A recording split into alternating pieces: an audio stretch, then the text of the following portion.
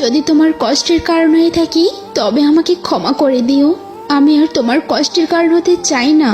মাঝে মাঝে মনে হয় সবাইকে ফাঁকি দিয়ে চলে যাই না ফেরার দেশে। কষ্টের জীবন আর ভালো লাগে না। কোনোদিন কারোর মুখে হাসি ফোটাতে পারেনি, হয়তো আমি মরার পর কোনো এক ফুল বিক্রেতার মুখে হাসি ফুটবে। চাওয়াটা তো বেশি কিছু ছিল না, তবুও কেন জানি পূর্ণ হলো না। তোমার স্বপ্নগুলো হয়তো পূর্ণ হবে অন্য কারোর সাথে, আর আমার স্বপ্নগুলো চলে যাবে আমার শেষ যাত্রার সাথে।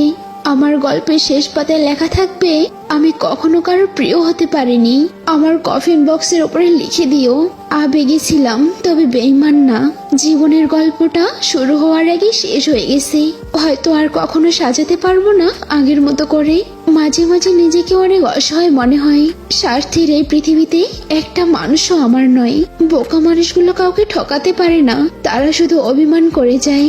হয়তো সেদিন আমার লাস্টে দেখে কেউ বলবে, আমার চাওয়াটা আজ পূর্ণ হলো। যদি আগে জানতাম বড় হলে এত কষ্ট পেতে হবে, তাহলে ছোটবেলাতে খেলতে খেলতে লরির তলায় চলে যেতাম। হারিয়ে যেতে চাই সবার থেকে দূরে, যেখানে আমাকে আর কেউ খুঁজে পাবে না। কষ্টের সময় চোখের ঘুমও স্বার্থপর হয়ে যায়, ছেড়ে চলে যায় সবার মতো।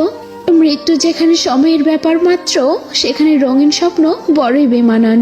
আমিও একদিন মুখ লুকাবো সাদা কাপড়ের আড়ালে, বুঝবে আমায় খুঁজবে সেদিন কাকে তুমি হারালে। কষ্টের পরিমাণ যখন অনেক হয়ে যায়, তখন মানুষ কাঁদে না, চুপ থাকতে শিখে যায়। তুমি ধীরে ধীরে অন্য কারোর হতে শুরু করলে, আর আমি মনকে বুঝিয়ে গেলাম তুমি শুধু আমার।